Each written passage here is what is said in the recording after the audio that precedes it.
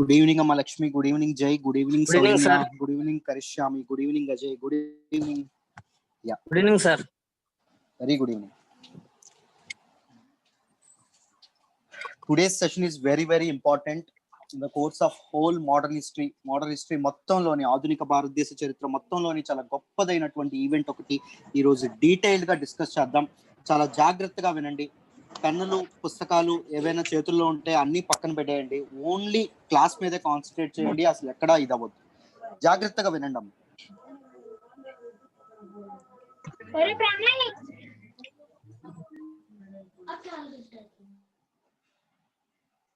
Britishers ఎవరైతే ఉన్నారో, ఆంగ్లేయులు ఎవరైతే ఉన్నారో, they came to India for trade. వాళ్ళు వర్తక వ్యాపారాల కోసం భారతదేశానికి రావడం అనేది జరిగింది. And they seek permission from Mughals. మొఘలులు ఎవరైతే ఉన్నారో, సువిశాలమైనటువంటి భారతదేశాన్ని పరిపాలిస్తున్న వాళ్ళు, వాళ్ళకి వీళ్ళు పర్మిషన్ అడిగి వ్యాపారం చేసుకోవడానికి పర్మిషన్ అడిగారు. పర్మిషన్ ఎప్పుడైతే తీసుకున్నారో తర్వాత మెల్లమెల్లగా వీళ్ళ ఆలోచన వ్యాపారం నుంచి భారతదేశం మీద సుప్రమసీ, ఆధిపత్యం ఏదైతే ఉంటుందో దాని మీదకి ఇదవ్వడం అనేది జరిగింది. మెల్లమెల్లగా బ్రిటిష్ వాళ్ళు ఎక్స్పాన్షనిస్ట్ పాలసీ ఏదైతే దాన్ని స్టార్ట్ చేయడం అనేది మొదలు పెట్టారు. సామ్రాజ్యవాదం ఏదైతే ఉంటుందో, ఇంపీరియలిస్టిక్ మైండ్ సెట్ ఏదైతే ఉంటుందో దాంతో ముందుకు వెళ్ళడం అనేది జరుగుతుంది. రైట్. అయితే బ్రిటిష్ వాళ్ళు ఎప్పుడైతే అడ్మినిస్ట్రేషన్ అనేది తీసుకున్నారో, ఎప్పుడైతే బ్యాటిల్ ఆఫ్ ప్లాసీ తర్వాత బ్యాటిల్ ఆఫ్ బక్సర్ ఎప్పుడైతే అయిన తర్వాత అలహాబాద్ ట్రీటీ తర్వాత బ్రిటిష్ వాళ్ళకి ఏం జరిగింది, బెంగాల్లో దివానీ రైట్స్ రావడం అనేది జరిగింది. అంటే రెవెన్యూ హక్కులు ఏవైతే ఉన్నాయో అవి సంక్రమించాయండి. వాటిని ఉపయోగించుకొని బ్రిటిష్ వాళ్ళు చాలా చాలా భారతీయ సంపదను కొల్లగొట్టడం అనేది జరిగింది.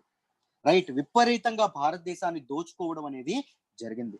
రాయని లేదు, రప్పని లేదమ్మా. రైట్. మనకి కొండలని లేవు, సెలయలని లేవు. ప్రతి ఒక్క దాన్ని మనుషులని, గొడ్డులని, ప్రతి ఒక్క దాన్ని వాటి మీద సుప్రమసీ కోసం బ్రిటిష్ వాళ్ళు ప్రయత్నించడం అనేది జరిగింది. మన నేల ఎంత గొప్పదైనటువంటిదంటే ఎన్నో కల్చర్స్, ఎన్నో లాంగ్వేజెస్, ఎన్నో రిలీజియన్స్ అండ్ బయట దేశాల నుంచి ఎప్పుడైతే దండయాత్రలు ఎప్పుడైతే మొదలయ్యాయో అప్పుడు కూడా మన వాళ్ళని హక్కును చేర్చుకోవడం అనేది జరిగింది. మన ఇండియన్స్ ఎవరైతే ఉన్నారో, మన భారతీయులు ఎవరైతే ఉన్నారో ప్రతి ఒక్కరిని వెల్కమ్ చేయడం అనేది జరిగింది. రైట్. కానీ దాన్ని భారతీయుల యొక్క మంచితనం ఏదైతే ఉంటుందో, ఇండియన్స్ యొక్క ఇదేదైతే ఉంటుందో దాన్ని ఆసరాగా చేసుకొని బ్రిటిష్ వాళ్ళు భారతీయుల్ని కంప్లీట్ గా హింసించడం అనేది జరిగింది. రైట్. ఎంత దారుణంగా హింసించే వాళ్ళంటే బ్రిటిష్ దొరలు ఎవరైతే ఉన్నారో వాళ్ళ దగ్గర మన ఇండియన్స్ పాలేరులా పనిచేయడం అనేది జరిగింది. మన ఆడవాళ్ళు ముందు ఎలా ఉండేవారు, పల్లెటూరులో చక్కగా పండగలు పబ్బాలు అయితే చక్కగా అన్ని వండుకొని పిండి వంటలు చేసుకొని, లేకపోతే 10 మాటలు ముచ్చట్లు చెప్పుకొని 10 మాటలు మాట్లాడుకొని ఉన్నటువంటి వాళ్ళు బ్రిటిష్ రాణులు ఎవరైతే ఉన్నారో వాళ్ళ పాదాలు ఒత్తడానికి పనికొచ్చేవాళ్ళు. రైట్. దాంతో పాటు అప్పుడప్పుడే 14-15 ఏళ్ళు నిండినటువంటి అమ్మాయిల్ని బ్రిటిష్ దొరలు ఎవరైతే ఉన్నారో వాళ్ళు కంప్లీట్ గా వాళ్ళ మీద సెక్షువల్ అసాల్ట్స్ అని దీనిగా ఉపయోగించుకోవడం అనేది జరిగింది. అంత దారుణానికి ఒడిగట్టడం అనేది జరిగింది. దాంతో పాటు ఎగ్జాక్ట్లీ అమ్మా, అవునమ్మా. దాంతో పాటు విపరీతమైనటువంటి ఎక్స్ప్లాయిటేషన్ కూడా ఇదవ్వడం అనేది జరిగింది. భారతీయులు 100 రూపాయలు సంపాదిస్తే దానిలో 70 రూపాయలు వీళ్ళు ట్యాక్స్ గా వసూలు చేయడం అనేది జరిగింది. ఆల్మోస్ట్ 70% ట్యాక్స్ గా విధించడం అనేది జరిగింది. They never cared about Indians. భారతీయుల గురించి ఇంత కూడా ఆలోచించే వాళ్ళు కాదు. రైట్. కంప్లీట్ అథారిటేటివ్, కంప్లీట్ గా ఎక్స్పాన్షనిస్ట్, కంప్లీట్ గా సామ్రాజ్యవాదం ఏదైతే ఉంటుంది, ఇంపీరియలిస్టిక్ మైండ్ సెట్ ఏదైతే ఉంటుందో దాంతో ఇదవ్వడం అనేది జరిగింది.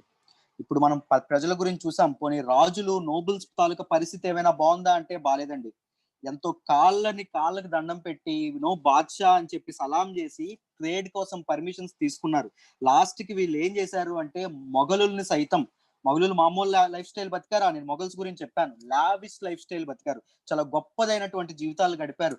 ప్రియురాలు సమాధుల మీద అద్భుతమైనటువంటి బిల్డింగ్స్ ఇది చేశారు. ప్రియురాలు సమాధులు నిర్మించడానికి కోటాను కోట్లు ఖర్చు పెట్టారు. లాస్ట్ కి బ్రిటిష్ వాళ్ళ దగ్గర పెన్షన్ కోసం అడుక్కునేటటువంటి పరిస్థితి మొఘలుల పరిస్థితి అలా ఉంటే పీష్వాలది. రైట్. దాంతో పాటు లోకల్ నవాబ్స్ది, లోకల్ నిజాం పాలకులది, వీళ్ళందరిది దారుణమైనటువంటి పరిస్థితి. సో మెల్లమెల్లగా భారతీయులు ఎలా అయితే బ్రిటిషర్స్ ఒక ఫేజ్డ్ మేనర్ లో ఇండియాని ఆక్రమించుకున్నారో, మన భారతీయుల్లో కూడా మెల్లమెల్లగా వాళ్ళ మీద రెసిస్టెన్స్ ఏదైతే ఉంటుందో, వాళ్ళ మీద తిరుగుబాటు ఏదైతే ఉంటుందో అది మొదలైంది. ట్రైబల్స్ ఆటవికులు ఎవరైతే ఉన్నారో, ఆదివాసీలు ఎవరైతే ఉన్నారో వాళ్ళ తాలూకా రిసోర్సెస్ వాళ్ళు అడవినే దేవతగా భావిస్తారు, వాళ్ళదే అడవి అని భావిస్తారు. సో బ్రిటిషర్స్ ఏం చేశారు, డెవలప్మెంట్ ప్రాజెక్ట్స్ పేరుతో ఆ అడవులు ఏవైతే ఉన్నాయో వాటిని కంప్లీట్ గా దోచుకోవడం అనేది జరిగింది. క్రిస్టియన్ మిషనరీస్ ఏవైతే ఉన్నాయో అవి భారతదేశానికి ఎంటర్ అయినాయి. దేవర్ ఇంటూ ఫోర్స్బుల్ కన్వర్షన్స్, రైట్? మన తాలూకా హిందువులు ముస్లింలు ఎవరైతే ఉన్నారో వాళ్ళు ఫోర్స్ఫుల్ గా బ్రిటిష్ వాళ్ళు క్రిస్టియానిటీలో కన్వర్ట్ చేయడం అనేది మొదలు పెట్టారు. దాంతో పాటు మన సిపాయిలు, రైట్, వాళ్ళకి తెలియదండి, మంచి దేహదారుఢ్యం ఉండేది, మంచి భుజాలు ఉండేవి, పెద్ద ఎత్తు ఉండేవాళ్ళు. మనకి ఏవైనా వార్ జరిగితే అద్భుతంగా పోరాడేవారు, కానీ వారు బుర్రలు అనేవి వాళ్ళు కరెక్ట్ గా చూపించాల, రైట్? మన మాతృభూమిని దోచుకునేటటువంటి క్రమంలో బ్రిటిష్ వాళ్ళు చాలా సపోర్ట్ చేయడం జరిగింది. ఎవరంటే ఈ బ్రిటిష్ వాళ్ళు, ఎవరైతే మన సోల్డియర్స్, రైట్? ఫైనల్లీ వీళ్ళ మీద కూడా అరాచకానికి దిగారు బ్రిటిషర్స్. మెల్లమెల్లగా మెల్లమెల్లగా ఎవ్రీ క్లాస్ ఇన్ ఇండియా, మొత్తం every section in India British వాళ్ళ మీదకి తిరగబడ్డం అనేది మొదలైంది. And the first huge resistance British వాళ్ళకి ఎదురుగా నిలబడి పోరాడింది భారతీయులు ఏ యుద్ధంలో అంటే 1857 సిపాయి మిటనీలో, రైట్? 1857 సిపాయిల తిరుగుబాటు ఏదైతే జరిగిందో దానిలో భారతదేశం అంతా ఒక్కటై బ్రిటిష్ వాళ్ళ మీదకి ఇదవ్వడం అనేది జరిగింది. జాగ్రత్తగా వినండి, 1857 రివోల్ట్ ఏదైతే ఉంటుందో దీని వెనక 1857 రివోల్ట్ ఏదైతే ఉంటుందో దీని వెనక చాలా చాలా కారణాలు ఉన్నాయండి. Many reasons. There were economic reasons, political reasons, administrative reasons and many reasons, social reasons, చాలా చాలా పరమైనటువంటి కారణాలు ఉండడం అనేది జరిగింది. ఈ రివోల్ట్ కు సంబంధించినటువంటి ఒక్కొక్క కారణాన్ని దీనిగా చేద్దాము, జాగ్రత్తగా వినండి అమ్మా, రైట్? నేను ఆల్రెడీ చెప్పాను, నాట్ ఓన్లీ ఇన్ ఇండియా, భారతదేశంలోనే కాదు, బ్రిటిష్ వాళ్ళు ఎక్కడైనా వాళ్ళు ఎక్కడైతే కాలనీ స్థాపిద్దాం అనుకున్నారో ప్రతి ఒక్కరి దగ్గర ఒక ఎక్స్పాన్సివ్ పాలసీతో బ్లైండ్ గా ముందుకు వెళ్ళడం అనేది జరిగింది, రైట్? మీకు సుమారు 1600 సంవత్సరంలో వచ్చారండి బ్రిటిష్ వాళ్ళు ఇండియాకి. సంవత్సరాలు గడుస్తున్నాయి, రైట్? దశాబ్దాలు గడుస్తున్నాయి, డికేడ్స్ అయిపోతున్నాయి, సెంచరీస్ అయిపోతున్నాయి, శతాబ్దాలు అయిపోతున్నాయి. భారతీయులు వాళ్ళ బానిసలుగా మారిపోవడం అనేది జరుగుతుంది, భారతీయులందరూ వాళ్ళ కట్టు బానిసలుగా తయారవ్వడం అనేది జరుగుతుంది. కానీ బ్రిటిష్ సామ్రాజ్యంలో సూర్యుడు మాత్రం అస్తమించట్లేదు, right? The sun never sets in British empire అంటారు. ఎందుకంటారండి? ఆల్మోస్ట్ కొలీనియల్ ఏజ్ ఏదైతే ఉందో సుమారు 30% ఆఫ్ వరల్డ్స్ ల్యాండ్ మాస్, ప్రపంచంలో 30% ల్యాండ్ అనేది బ్రిటిష్ వాళ్ళు తమ అండర్లోకి తీసుకురావడం అనేది జరిగింది. సో ఒక దగ్గర పగలైతే ఇంకో దగ్గర రాత్రి అవుతుంది, ఇంకో దగ్గర రాత్రి అయితే వేరే దగ్గర పగలవుతుంది. సో బ్రిటిష్ ఎంపైర్ మొత్తంలో సూర్యుడు అసలు అస్తమించడు అని చెప్పడం అనేది జరుగుతుంది. అంత పెద్ద సామ్రాజ్యాన్ని వీళ్ళు ఎస్టాబ్లిష్ చేయడం అనేది జరిగింది, right? And they were never cared about these guys, indigenous people, Indians ఎవరైతే ఉంటారో వాళ్ళ గురించి ఒక్కసారి కూడా ఎప్పుడు కేర్ చేయలేదండి, రైట్? అయితే ఈ 1857 సిపాయి మిటినీ ఏదైతే ఉంటుందో దానికి సంబంధించినటువంటి ఎకనామిక్ రీజన్స్ ఏవైతే ఉన్నాయో చూద్దాం, జాగ్రత్తగా వినండి. The first and foremost reason is colonial policies of East India Company. East India Company trade కోసం మొదలుపెట్టి వచ్చి లాస్ట్ కి భారతదేశం మీద సుప్రమసీ కోసం చాలా చాలా ప్రయత్నాలు చేయడం అనేది జరిగింది. In the process most of the territories in ఇండియాని ఆక్రమించుకోవడం అనేది జరిగింది, రైట్? దాంతో పాటు వీళ్ళు తీసుకొచ్చినటువంటి stringent and very strict land revenue system, మీ అందరికీ తెలుసు, నేను ల్యాండ్ రెవెన్యూ సిస్టమ్ ఆల్రెడీ చెప్పాను. జమీందారీ సిస్టమ్ అనేది తీసుకొచ్చారు, రైత్వారీ సిస్టమ్ అనేది తీసుకొచ్చారు, మహల్వారీ సిస్టమ్ అనేది తీసుకొచ్చారు. రెవెన్యూ సిస్టమ్స్ లో ఏ మార్పులు వస్తున్నా వాళ్ళ మెయిన్ ఆబ్జెక్టివ్ ఏంటి అంటే కంపెనీ లాభం అనేది చేకూర్చుకోవడం. దేర్ ప్రాఫిటబుల్ బిజినెస్ నే చూసుకున్నారు తప్ప భారతీయులను ఎప్పుడూ చూడాల. There are many droughts during modern times. Those times ఏవైతే ఉన్నాయో బ్రిటిష్ వాళ్ళు పరిపాలిస్తున్నప్పుడు చాలా చాలా కరువు కాటకాల్లో భారత నేల సుభిక్షంగా ఉండేదండి. బట్ చాలా చాలా కరువు కాటకాలతో బాధపడింది. అప్పుడైనా ఏమైనా పన్నులు తగ్గించారంటే పన్నులు తగ్గలేదు. Instead of reducing those taxes the started to increase those taxes. ఆ పన్నులు ఏవైతే ఉన్నాయో వాటిని బాగా పెంచేయడం అనేది జరిగింది, రైట్? దాంతో పాటు ఇండియన్ తాలూకా కుటీర పరిశ్రమలు, చేనేత పరిశ్రమలు ఏవైతే ఉన్నాయో వాటి మీద కూడా వీళ్ళ తాలూకా ఎఫెక్ట్ అనేది చాలా పడడం అనేది జరిగింది. ఇండియన్ హ్యాండిక్రాఫ్ట్స్ కానీ, ఇండియన్ ఫ్యాబ్రిక్ కానీ చాలా పడింది. ఎగ్జాంపుల్ చెప్తాను చూడండి అమ్మా. మన తాలూకా కాటన్ ఏదైతే ఉంటుందో మన ఇండియా నుంచి రా మెటీరియల్స్ చాలా తక్కువకే కొనుక్కునే వాళ్ళండి, చాలా చాలా తక్కువ కొనుక్కునేవాళ్ళు. వాటిని బ్రిటిష్ కు పట్టుకెళ్లేవారు. And there was a complete sophisticated mechanized system in UK. యూకేలో మిషన్స్ అనే ఉపయోగించి అద్భుతమైనటువంటి ఫైనల్ ప్రొడక్ట్స్ ఏవైతే ఉంటాయో, గూడ్స్ ఏవైతే ఉంటాయో వాటిని తయారు చేసేవాళ్ళు. వాటిని ఇండియాకి తీసుకొచ్చి ఇండియాలో అత్యధికమైనటువంటి ధరకి చాలా ఎక్కువ కాస్ట్ అమ్మేవాళ్ళు. రైట్, ఎక్కువ కాస్ట్ అమ్మేవాళ్ళు. సో మన తాలూకా ఇండియన్స్ ఎవరైతే ఇండియన్ హ్యాండిక్రాఫ్ట్స్ ఏవైతే ఉన్నాయో చీప్ కి దొరికేవి. సో మన ఇండియన్స్ ఏవి కొంటారండి? బ్రిటిష్ వాళ్ళు కొంటారా, ఇండియా కొంటారా? British వాళ్ళవే sir. బ్రిటిష్ వాళ్ళు ఎందుకు కొంటారమ్మా? చీప్ ఇండియా దొరుకుతుంటే. సార్ వాళ్ళు మనవి ఎక్స్‌ప్లాయిట్ చేసే కదా సార్, వాళ్ళు ఇంకా చీప్ గా తీసుకొని వస్తారు.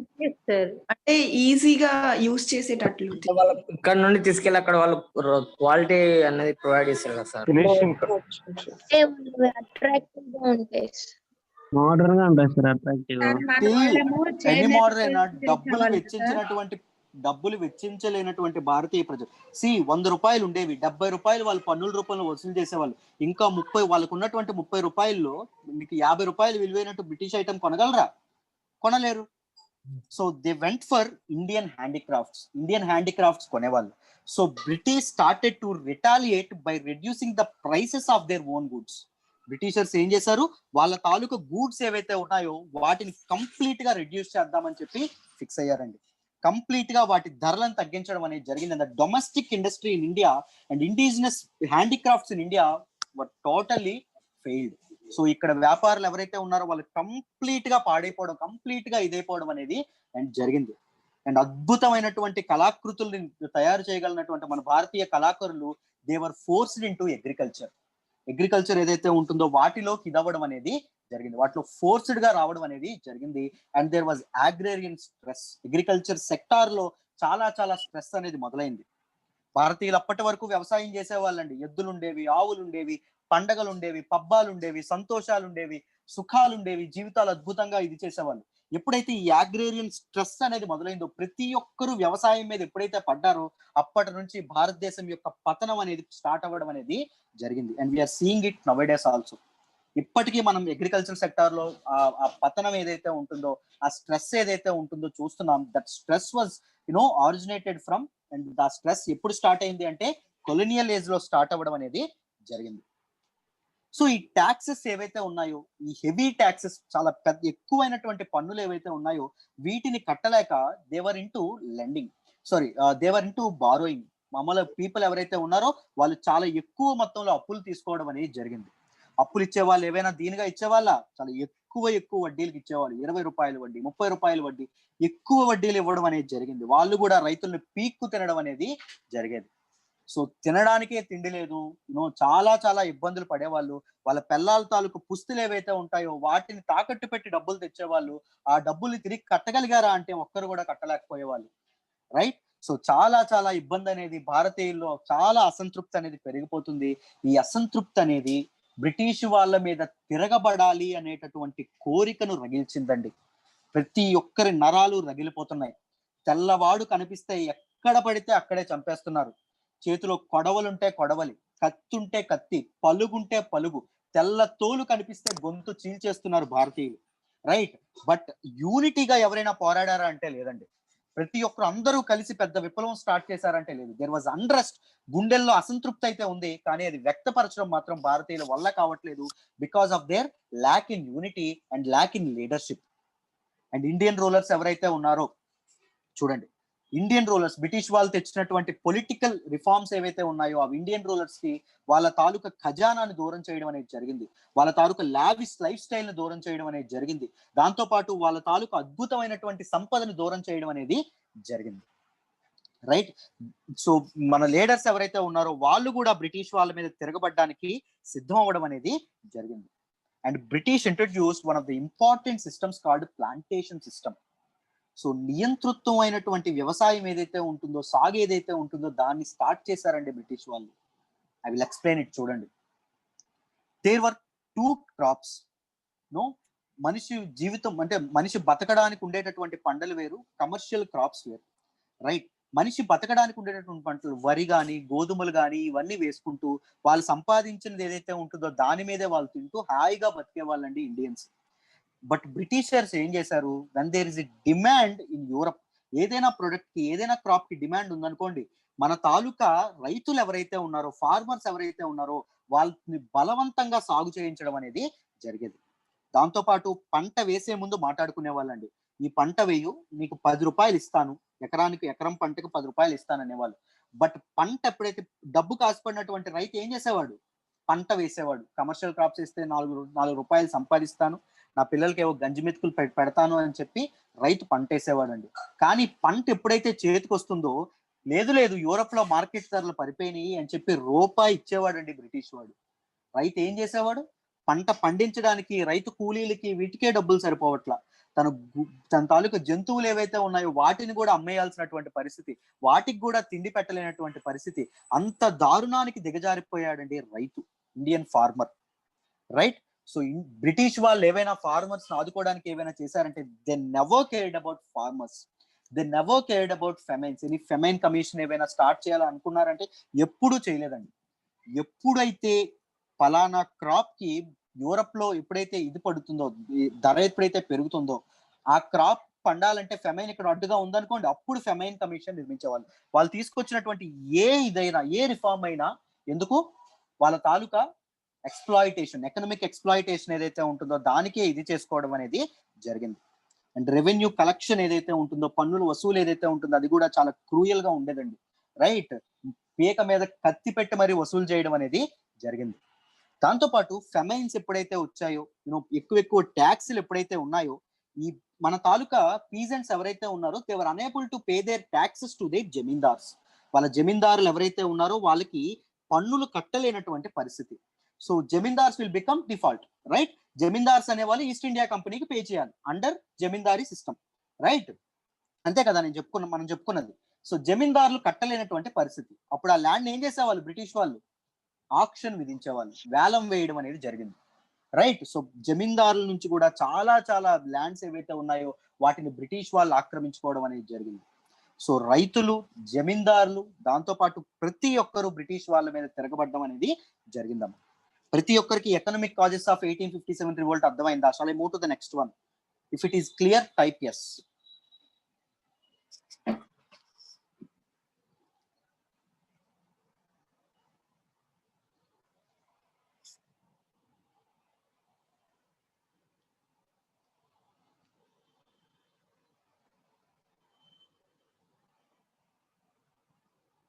Very good.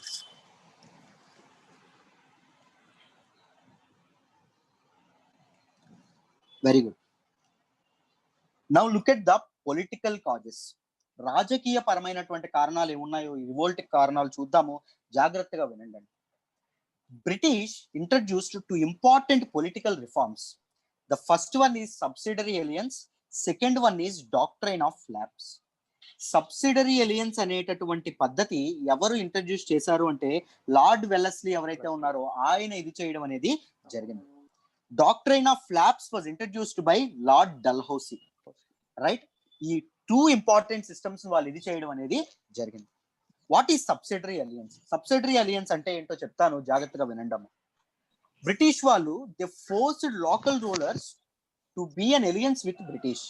బ్రిటిష్ వాళ్ళతో కలవండి అని చెప్పి లోకల్ రూలర్స్ ని ఫోర్స్ చేయడం అనేది జరిగింది. మీకు మిలిటరీ సపోర్ట్ ఇస్తాము, మీకు అన్ని సపోర్ట్ ఇస్తాము, మీకు ఆర్టిలరీ సప్లై చేస్తాం, వెపన్స్ సప్లై చేస్తాం అని చెప్పి వాళ్ళని ముగ్గులోకి దించడం అనేది జరిగేది.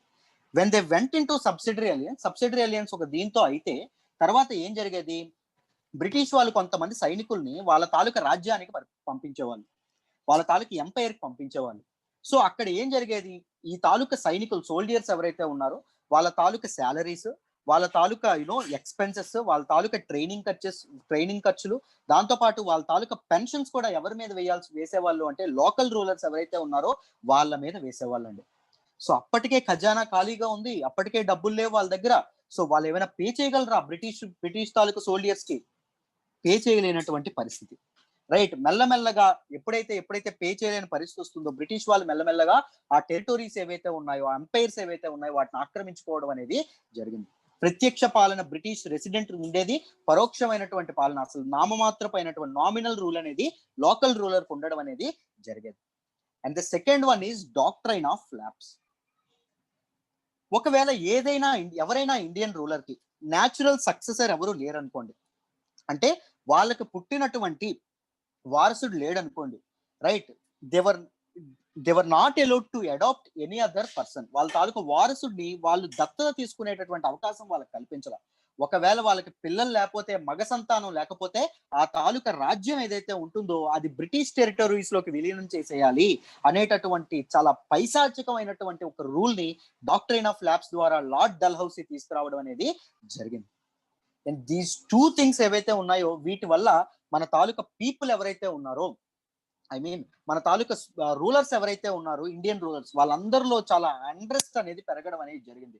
ఒక రాజకీయ అనిశ్చిత అనేది భారతదేశంలో వెలువరడం అనేది జరిగింది. And every one revolted back to British. ప్రతి ఒక్కరు బ్రిటిష్ వాళ్ళ మీద తిరగబడలేదు, తిరగబడడానికి రెడీగా ఉన్నారండి. రెడీగా ఉండడం అనేది జరిగింది. సో ఈ డాక్ట్రైన్ ఆఫ్ ల్యాబ్స్ ద్వారా డల్హౌసీ మొదట సతారాని, తర్వాత నాగ్పూర్ ని, తర్వాత ఝాన్సీ, తర్వాత సంబాల్పూర్, తర్వాత కరౌలి, ఉదయ్పూర్ ఇలాంటి వాటి సామ్రాజ్యాలు ఏవైతే ఉంటాయో వీటన్నింటినీ ఆక్రమించుకోవడం అనేది జరుగుతుంది. రైట్. తర్వాత రాయల్ బిలాంగింగ్స్ ఏవైతే ఉన్నాయో, ఈ రాజులకి, చక్రవర్తులకి వాళ్ళ పూర్వీకుల నుంచి వచ్చేటటువంటి సంపద ఉంటుంది చూసారు, అంటే ఆ ఇది ఉంటుంది చూసారు, ఆ బిలాంగింగ్స్ ఉంటాయి చూసారు, వాటన్నింటినీ వేలం వేయడం అనేది జరిగింది. ఎందుకు అంటే టు మీట్ ద ఎక్స్పెన్సెస్. ఎవరైనా ఎవరైనా ruler he was unable to pay salaries to British soldiers కి శాలరీస్ పే చేయలేని పరిస్థితి ఉన్నప్పుడు వాళ్ళ తాలూకా బిలాంగింగ్స్ ఏం చేసేవాళ్ళు, వేలం వేసేవాళ్ళండి. రైట్. దాంతో పాటు ఫౌల్ మిస్రూల్ అని చెప్పి, ఫౌల్ అడ్మినిస్ట్రేటివ్ సిస్టమ్ అని చెప్పి చాలా చాలా సామ్రాజ్యాల్ని వీళ్ళు ఎనెక్స్ చేసుకోవడం అనేది జరిగింది. And one of the very important example ఏంటి అంటే అవధును కూడా ఒక మిస్రూల్ అనేటటువంటి పేరుతో, ఆ రాజు సరిగ్గా పరిపాలించట్లేదు అనేటటువంటి చిన్న కారణంతో అవధ్ని ఆక్రమించుకోవడం అనేది జరిగింది. దాంతో పాటు ఈ సువిశాలమైనటువంటి భారతదేశానికి బాబర్ నుంచి చూసుకుంటే అక్బర్ లాంటి గొప్ప గొప్ప చక్రవర్తులు పరిపాలించినటువంటి మొఘల్ ఎంపైర్ ఏదైతే ఉంటుందో, మొఘల్ రూలర్స్ ఎవరైతే ఉన్నారో, వాళ్ళ లాస్ట్ వారసుడు అయినటువంటి బహదూర్ షా ఎవరైతే ఉన్నారో, ఆయన తర్వాత మొఘల్స్ ఎవరైతే ఉంటారో they wouldn't be called emperors but as prince. వాళ్ళు రాజకుమారులనే వాళ్ళని పిలుస్తాం తప్ప వాళ్ళని చక్రవర్తులని పిలవము అని చెప్పి లార్డ్ క్యానింగ్ ఎవరైతే ఉన్నారో ఆయన అనౌన్స్ చేయడం అనేది జరిగింది. మెల్లమెల్లగా ఈ కారణాల చేత మన తాలూకా ఇండియన్ రూలర్స్ ఎవరైతే ఉన్నారో వాళ్ళ అభద్రతా భావం ఏదైతే ఉంటుందో, ఇన్సెక్యూరిటీ ఫీలింగ్ ఏదైతే ఉంటుందో అది పెరగడం అనేది జరిగింది. మెల్లమెల్లగా మా చేతిలోంచి మొత్తం అధికారాన్ని మొత్తం బ్రిటిష్ వాళ్ళు లాగేసుకుంటున్నారు అని వీళ్ళు భయాందోళనలకు గురవడం అనేది జరిగింది. దాంతో పాటు ఇండియన్ రూలర్స్ ఎవరైతే ఉంటారో వాళ్ళకి రైట్ ఆఫ్ సక్సెషన్, వారసుడిగా మారేటటువంటి అధికారాన్ని కూడా బ్రిటిష్ వాళ్ళు తీసుకోవడం అనేది జరిగింది. ఎవరి నుంచమ్మా? హిందూ రూలర్స్ నుంచి.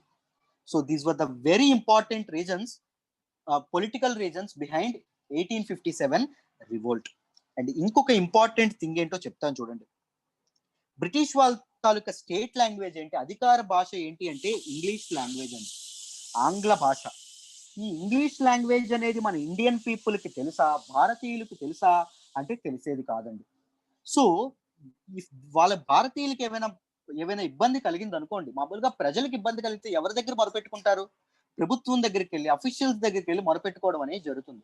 When there is a language barrier, మన తాలూకా పీపుల్ ఎవరైతే ఉన్నారో వాళ్ళకి జరుగుతున్నటువంటి అన్యాయాలను కానీ, వాళ్ళు పడుతున్నటువంటి బాధలను కానీ, వాళ్ళ ఫైట్ని కానీ వాళ్ళు అక్కడికి తీసుకెళ్లి నివేదించడానికి అవకాశం లేకుండా పోయింది. వీళ్ళు చెప్పేది వాళ్ళకి అర్థం కాదు, వాళ్ళు చెప్పేది వీళ్ళకి అర్థం కాదు. సో లాంగ్వేజ్ ఏదైతే ఉందో అది పెద్ద అఘాతంగా మారింది ప్రభుత్వానికి, ప్రజలకి మధ్య. These were the very important political reasons behind 1857 revolt. So రాజకీయ పరమైనటువంటి కారణాలు ఏవైతే ఉన్నాయో అందరికీ అర్థమయ్యాయమ్మా ప్రతి ఒక్కరికి? Yes sir.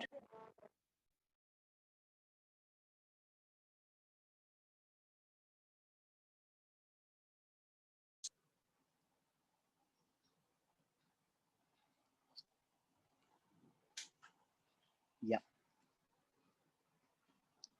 This session is very important అమ్మా regarding both prelims and mains. చాలా చక్కగా మాట్లాడుకుందాం, జాగ్రత్తగా వినండి, మీకు చాలా చాలా బాగా అర్థమవుతుంది. అండ్ నెక్స్ట్ మీరు ఈజీగా పొద్దున బుక్ తీయకుండా ఆన్సర్ చేయగలిగేటటువంటి మీకు ఇది ఏర్పడుతుంది. So trust me on that. జాగ్రత్తగా వినండి, క్లియర్ గా వినండి. నోట్ మేకింగ్ కానీ ఇవేవి ఎవరు చేసుకోవద్దు. Just forget about that. వినడం మాత్రం చేయండి. నెక్స్ట్ రూలర్స్ లోని భారతీయ రూలర్స్ ఎవరైతే, ఇండియన్ రూలర్స్ ఎవరైతే ఉన్నారో వాళ్ళలోని, దాంతో పాటు పీజెంట్స్ ఎవరైతే ఉన్నారో వాళ్ళలోని, జమీందారులు ఎవరైతే ఉన్నారో వాళ్ళలోని మనం అసంతృప్తిని చూసాం, రైట్, అన్రెస్ట్ ని చూసాం, డిసప్పాయింట్మెంట్ ని చూసాం. ఇప్పుడు సిపాయిలు ఎలా అయితే తిరగబడ్డారో దానికి గల కారణం చూద్దాము, జాగ్రత్తగా వినండమ్మా. రైట్, నేను ఆల్రెడీ చెప్పాను మీకు 1856 1856 సంవత్సరం నాటికి మొత్తం ఇంగ్లీష్ సైన్యంలో, బ్రిటిష్ తాలూకా సోల్డియర్స్ లో, బ్రిటిష్ యొక్క ఆర్మీలో ఇండియన్ సోల్డియర్స్ ఎంతమంది ఉండేవాళ్ళు అంటే 2,30,000 మంది ఉండేవాళ్ళండి. 2,30,000 ఉండేవాళ్ళు. వేరాజ్ బ్రిటిష్ సోల్డియర్స్ చూసుకుంటే జస్ట్ 45,000 ఉండేవాళ్ళు. సో బ్రిటిష్ యొక్క ఆర్మీలో ఇండియన్ సిపాయిస్ ఎవరైతే ఉన్నారో వాళ్ళు ఎంత ఇంపార్టెంట్ రోల్ ప్లే చేసి ఉంటారో ఆలోచించండి. ఎందుకు వాళ్ళు మదర్ ల్యాండ్ ని కాదని చెప్పి బ్రిటిష్ వాళ్ళకి సహాయంగా ఉండేవాళ్ళు అంటే వాళ్ళకి మంచి సోషల్ స్టేటస్ అనేది లభించేది. ఎవరైతే బ్రిటిష్ సైన్యంగా ఉండేవాళ్ళో వాళ్ళకి మిగిలిన remaining sections of Indian society కంటే వాళ్ళకి కొద్దిగా మంచి జీతం లభించేది. దాంతోపాటు ఇదేదైతే ఉంటుందో, దాంతోపాటు సోషల్ స్టేటస్ ఏదైతే ఉంటుందో అది బాగా ఉండేది. పిచ్చి వాళ్ళు, రైట్, వెర్రి వాళ్ళు, రైట్, వాళ్ళ తాలూకా సొంత ప్రయోజనాల కోసం చూసుకున్నారు కానీ మదర్ ల్యాండ్ కి ఎగనెస్ట్ గా మా భారతదేశాన్ని, మా తాలూకా మాతృభూమిని ఆంగ్లేయులకు తాకట్టు పెట్టేస్తున్నామని ఆలోచించారా? ఆలోచించలేదు. తర్వాత జరిగినటువంటి ప్రతి పరిణామం వీళ్ళు కూడా, సిపాయిలు కూడా బ్రిటిష్ వాళ్ళ మీద తిరగబడ్డానికి కారణాలు అవ్వడం అనేది జరిగింది. బ్రిటిషర్స్ మన తాలూకా ఇండియన్ సోల్డియర్స్ ఎవరైతే ఉన్నారో వాళ్ళు ఆర్మీలో చాలా ఇంపార్టెంట్ రోల్ ప్లే చేస్తున్నారు. బ్రిటిష్ ఎనక్సేషన్స్ ఏవైతే ఉన్నాయో, బ్రిటిష్ తాలూకా కాన్క్వెస్ట్లు ఏవైతే ఉన్నాయో వాటిలో చాలా ఇంపార్టెంట్ రోల్ ప్లే చేస్తున్నారు ఎవరు అంటే మన సోల్డియర్స్. బట్ పేమెంట్స్ విషయం చూసుకుంటే, జీతాల విషయం చూసుకుంటే, ప్రమోషన్ల విషయం చూసుకుంటే, రైట్, ఈ విషయాల్లో ఏం జరుగుతుంది, మన తాలూకా ఇండియన్స్ కి డిస్క్రిమినేషన్, వివక్ష అనేది ఇదవ్వడం అనేది జరుగుతుంది. ఇంపార్టెంట్ పొజిషన్స్ ఏవైతే ఉన్నాయో ఆర్మీలో అవన్నీ బ్రిటిష్ సైనికులు అనుభవించే వాళ్ళు. భారతీయులు ఎంత గొప్ప ధైర్య సాహసాలని ప్రదర్శించినా, ఎంత లాయల్ గా బ్రిటిష్ కున్నా వాళ్ళకి మాత్రం మంచి పొజిషన్స్ ఉండడం అనేది జరిగేది కాదు. దాంతోపాటు దేర్ వాజ్ ఎ బ్యారియర్. దొరలు ఎవరైతే ఉన్నారో, తెల్ల దొరలు, మన తాలూకా బ్రిటిషర్స్ ఎవరైతే ఉన్నారో బ్రిటిషర్స్, వీళ్ళు మన తాలూకా సిపాయిల్ని దగ్గరికి కూడా రానిచ్చే వాళ్ళు కాదండి. రైట్, చాలా దూరంగా పెట్టడం అనేది జరిగింది. ఈ డిస్క్రిమినేషన్ ఏదైతే ఉంటుందో అది కూడా దానికి తోడవడం అనేది జరిగింది. బ్రిటిష్ అఫీషియల్స్ మన తాలూకా సిపాయిస్ కి చాలా మిస్ట్రీట్మెంట్ చేయడం అనేది జరిగిందమ్మా. And next, if is Burma, if is Singapore, ఇవన్నీ అప్పుడు బ్రిటిష్ తాలూకా కాలనీస్ గా ఉండడం అనేది జరిగేదండి. అక్కడ కూడా ఏవైనా సివిల్ రెబలియన్స్ కానీ, ఏవైనా కాన్క్వెస్ట్లు కానీ జరిగేటప్పుడు మన తాలూకా సిపాయిలు ఎవరైతే, సోల్డియర్స్ ఎవరైతే ఉన్నారో వాళ్ళని అక్కడికి తీసుకువెళ్ళడం అనేది జరిగేది.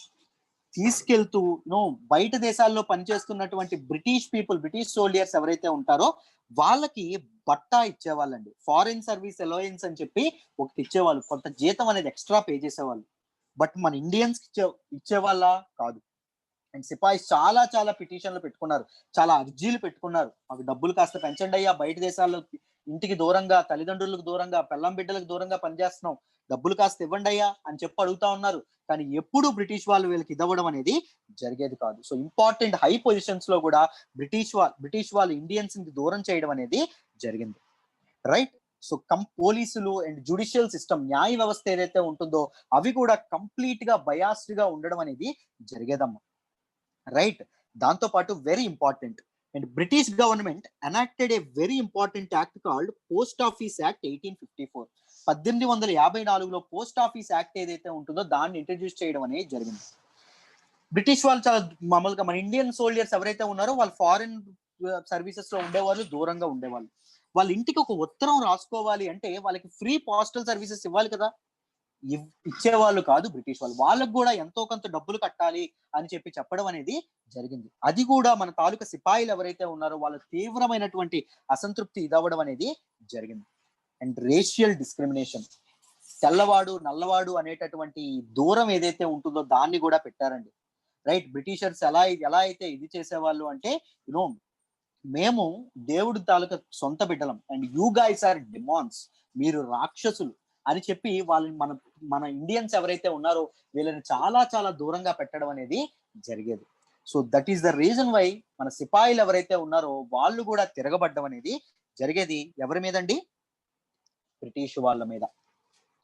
రైట్, అర్థమైందమ్మా? సిపాయిస్ ఎలా రివోల్ట్ చేశారు, ఎందుకు రివోల్ట్ చేశారు మీ అందరికి అర్థమైందా? ఎవ్రీవన్? సార్ ఒక్కసారి పాత స్లైడ్ పెట్టండి సార్. షూర్ అమ్మా. Yes sir, understood sir. ఏమైనా ఫాస్ట్ అవుతున్నానమ్మా? ఆప్టిమమ్ గా ఉందా స్పీడ్? లేదు sir. Optimum sir. Yeah sir ఒకసారి దీని ముందు సైడ్ కూడా పెట్టండి సార్, ఇది అయిపోయాక. ఓకే. దీంతో పాటు పంది మా కుక్కలు కూడా వాడేవాళ్ళు అని కూడా అంటారు. I will come to that. Yeah. Next. Religious causes. మతపరమైనటువంటి కారణాలు ఏవైతే ఉన్నాయో వాటిని చూద్దాం, జాగ్రత్తగా వినండి. క్రిస్టియన్ మిషనరీస్ అండి. And the British government passed an act called charter act of 1813. 1813లో ఒక చార్టర్ యాక్ట్ అనేది బ్రిటిష్ వాళ్ళు చేయడం అనేది జరిగింది. ఈ చార్టర్ యాక్ట్ ద్వారా ఏం చేశారు అంటే క్రిస్టియన్ మిషనరీస్ ఏవైతే ఉంటాయో వాటికి ఇండియాలోకి వచ్చేందుకు వాటికి పర్మిషన్స్ ఇవ్వడం అనేది జరిగింది. రైట్, మళ్ళీ చెప్తున్నాను చూడండి.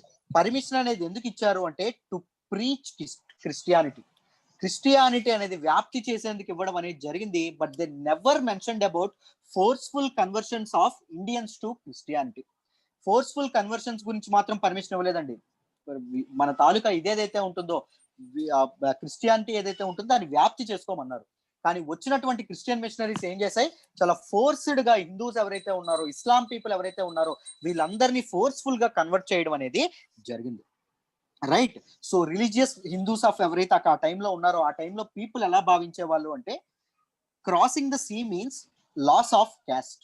అంటే నువ్వు ఒకవేళ సముద్రాన్ని దాటితే నీ కులాన్ని నువ్వు కోల్పోతావు అని చెప్పి అప్పుడు ఒక ఇది అనేది ఉండేదండి, ఒక సూపర్స్టిషియల్ ఫీలింగ్ అనేది ఉండేది. సో బ్రిటిషర్స్ ఏం చేశారు, ఇక్కడ నుంచి ఇండియన్ సోల్జర్స్ ఎక్కడికి పట్టుకెళ్లేవారు, సింగపూర్ పట్టుకెళ్లేవారు. దాంతోపాటు వాళ్ళ కాలనీస్, ఈస్ట్ నేషన్స్ లో వాళ్ళ కాలనీస్ ఏవైతే ఉంటాయో అక్కడ అన్నింటికి పట్టుకెళ్లడం అనేది జరిగింది. అండ్ సిపాయిస్ ఎవరైతే ఉన్నారో the strongly denied the British move. British వాళ్ళు చేసినటువంటి పని ఏదైతే ఉంటుందో దానికి చాలా చాలా ఇదవ్వడం అనేది జరుగుతుంది. దాంతోపాటు గుడిలో ఉన్నటువంటి బ్రాహ్మణులు ఎవరైతే ఉన్నారో వీళ్ళు కూడా భయపడ్డారండి. వాళ్ళు చూస్తుండగానే చాలా ఊర్లో చాలా జనాభా క్రైస్తవులుగా మారిపోవడం అనేది జరుగుతుంది. వీళ్ళ సంస్కృతి సంప్రదాయాలు, ప్రాచీన కాలం నుంచి వస్తున్నటువంటి సంస్కృతి సంప్రదాయాలన్నీ మంటలో కలిసిపోవడం అనేది జరుగుతుంది. ఎవరి వల్ల? బ్రిటిష్ వాళ్ళ వల్ల. సో ఇండియన్స్ ఎవరైనా గుడికి వెళ్తే ఆ బ్రాహ్మణుడు ఎవరైతే ఉంటారో ఆయన శతకోపం పెడుతున్నాడు, తీర్థం ఇస్తున్నాడు. దాంతో పాటు బ్రిటిష్ వాళ్ళ మీద, తెల్లవాడి మీద పోరాడరా అని చెప్తున్నాడు ఇండియన్స్ కి. హరిదాసులు ఎవరైతే ఉంటారో సంక్రాంతి ముందు గొబ్బెమ్మలు పెట్టినప్పుడు వస్తారు ప్రతి ఇంటికి భిక్షాటనకి. వచ్చే ముందు వాళ్ళు దేవుడి పాటలతో పాటు బ్రిటిష్ వాళ్ళని ఎలా పరిగెత్తించండి, పరిగెత్తించి కొట్టండి అని చెప్పి పాటలు పాడడం అనేది జరుగుతుంది. ప్రతి ఒక్కరు every section of Indian society were involved in this struggle, were involved in this revolt to Indians, revolt on Britishers. Right, so ప్రతి ఒక్కరు ఇన్వాల్వ్ అవ్వడం అనేది జరుగుతుంది. అండ్ అగైన్ లార్డ్ క్యానింగ్ ఎవరైతే ఉన్నారో ఆయన 1856లో 1856లో ఒక ఇంపార్టెంట్ యాక్ట్ చేయడం అనేది జరిగింది.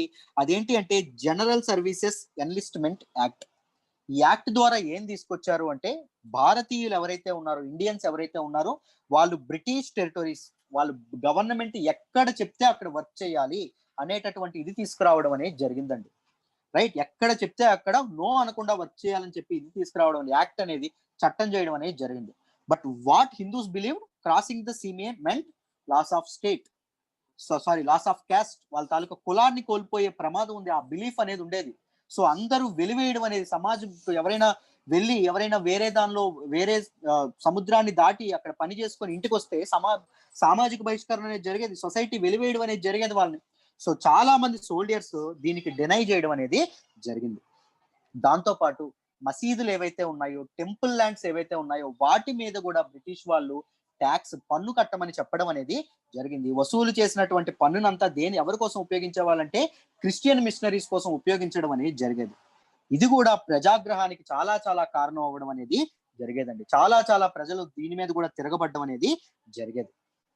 దాంతో పాటు లెజిస్లేటివ్ మెజర్స్ కొన్ని తీసుకొచ్చారు. Religious disabilities act 1850. దీని ద్వారా ఏం చేశారు అంటే చూడండి, ఒక వ్యక్తి తన యాన్సిస్ట్రల్ ప్రాపర్టీ, తనకు వారసత్వంగా వచ్చేటటువంటి ఆస్తిని సంపాదించుకోవాలంటే they must be converted into Christianity. క్రైస్తవ మతం ఏదైతే ఉంటుందో దానిలోకి మారాలి, మత మార్పిడి అనేది జరగాలి. అప్పుడే వాళ్ళ తాలూకా యాన్సిస్ట్రల్ ప్రాపర్టీ వాళ్ళకి వశం అవుతుంది. లేకపోతే వాళ్ళొక ఇదవ్వకపోతే వాళ్ళ తాలూకా యాన్సిస్ట్రల్ ప్రాపర్టీ మొత్తం ఈస్ట్ ఇండియా కంపెనీ తీసుకునేది, బ్రిటిష్ వాళ్ళు తీసుకునేవాళ్ళు.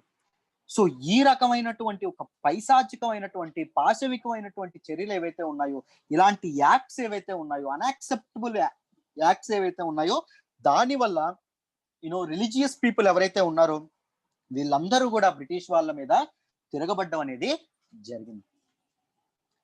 అర్థమైందమ్మా అందరికి? రిలీజియస్ రీజన్స్ అందరికీ అర్థమైనయా? మతపరమైనటువంటి కారణాలు everyone?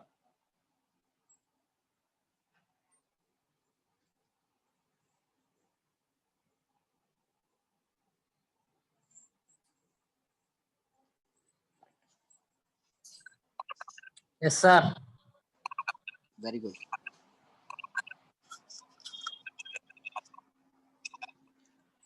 Now look at administrative causes. Administrative causes ఏవైతే ఉన్నాయో వాటిని చూద్దాము, జాగ్రత్తగా వినండి. The first reason is corruption అండి. There was a huge and rampant corruption in the company.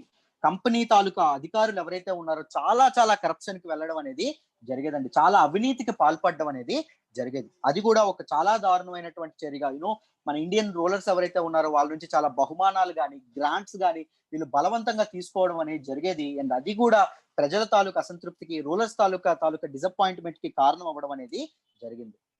Widow remarriages act అండి. విడో రీమ్యారేజ్ యాక్ట్ ఏదైతే ఉంటుందో, వితంతు పునర్వివాహ చట్టం ఏదైతే ఉంటుందో అది కూడా బ్రిటిష్ వాళ్ళు తీసుకొచ్చారు.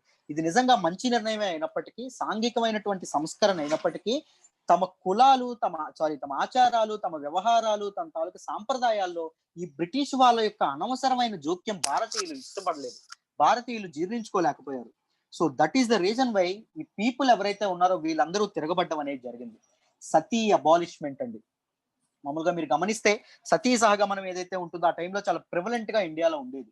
దాన్ని బ్రిటిష్ వాళ్ళు కంప్లీట్ గా అబాలిష్ చేయడం అనేది జరిగింది. And thanks to the services of ఎవరు? రాజా రామ్మోహన్ రాయ్. రైట్. అతని తాలూకా దీని వల్ల మన తాలూకా విలియం బెంటిక్ ఎవరైతే ఉన్నారో ఆయన కంప్లీట్ గా సతీ సిస్టమ్ ఏదైతే ఉంటుందో దాన్ని అబాలిష్ చేయడం అనేది జరిగింది.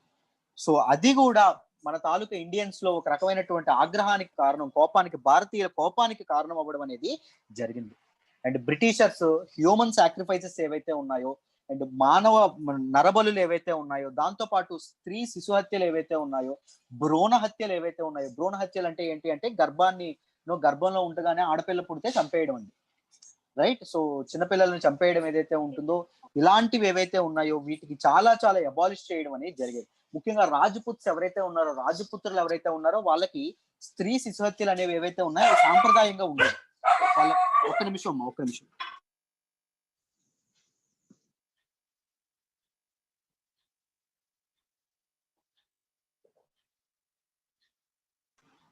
రైట్. మీ దగ్గర ఎవరిదైనా డాగ్స్ ఉన్నాయండి? మా దగ్గర ఉంది సార్. నాకు ఎగ్జాక్ట్ గా క్లాస్ మొదలైనప్పుడే అరుస్తాయి, మిగిలినప్పుడు హాయిగా సంతోషంగా పడుకుంటాయి. Wonderful dogs. మా ఇంట్లో 2 ఉంటాయి. ఘోరం. Yeah.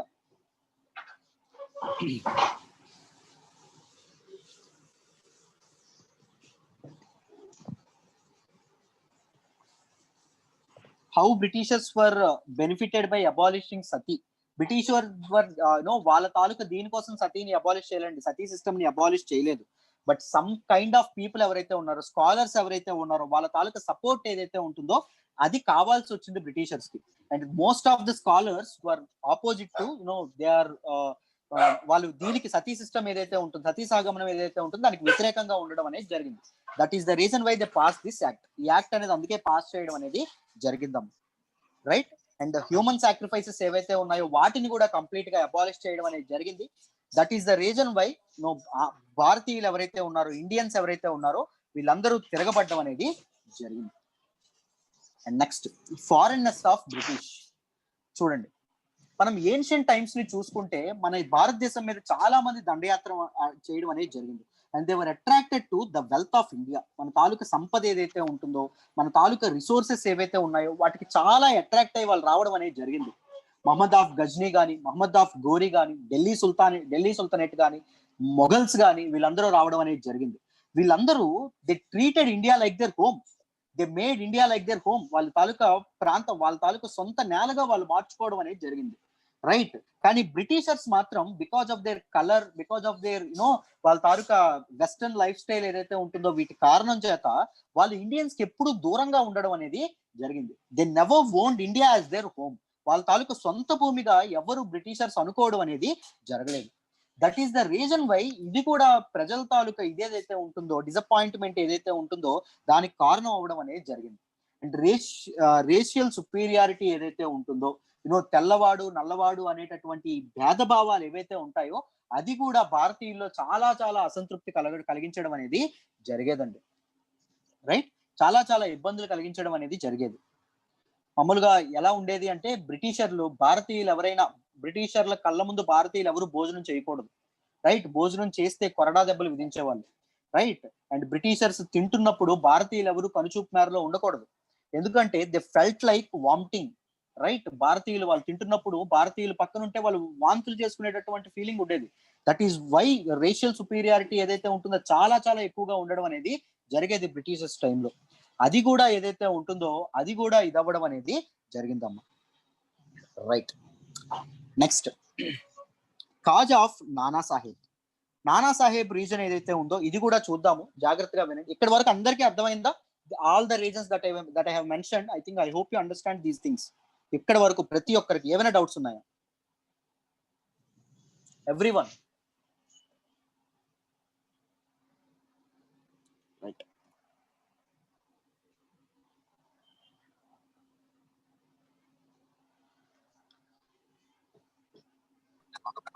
No, sir. No doubt. Very good. Yeah. Now look at Nana Sahib.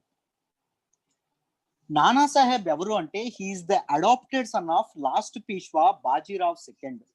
చివరి పీష్వా అయినటువంటి బాజీరావ్ ఎవరైతే ఉంటారో ఇతని తాలూకా దత్తపుత్రుడు ఎవరు అంటే నానా సాహెబ్ అండి, రైట్. ఈ బాజీరావ్ ఎవరైతే ఉన్నారో ఈయన బ్రిటిష్ వాళ్ళకి తన రాజ్యాన్ని అప్పగించి బ్రిటిష్ వాళ్ళ దగ్గర నుంచి సంవత్సరానికి 8 లక్షల రూపాయలు పెన్షన్ తీసుకునేవాడండి. 8 lakh rupees per annum pension గా తీసుకొని ఆయన రిటైర్ అయిపోవడం అనేది జరిగింది, right. And Dalhousie has introduced one of the important system, doctrine of lapse. ఎప్పుడైతే మన బాజీరావ్ ఎప్పుడైతే చనిపోయిన తర్వాత బ్రిటిష్ వాళ్ళు నానా సాహెబ్ కి తన రాజ్యం ఏదైతే ఉంటుందో అది అప్పగించము అని చెప్పడం అనేది జరుగుతుంది. మేము ఆ రాజ్యం ఏదైతే ఉంటుందో దాన్ని మేము అప్పగించము అని చెప్పడం అనేది జరుగుతుంది. Nana Saheb was okay with it. నాకు రాజ్యం అక్కర్లేదు, మా నాన్నగారికి ఏవైతే 8 లక్షలు పెన్షన్ ఇచ్చారో నాకు కూడా అదే ఇవ్వండి, నేను హ్యాపీగా నేను కూడా రిటైర్ అయిపోతాను అని చెప్పి నానా సాహెబ్ అనడం అనేది జరుగుతుంది.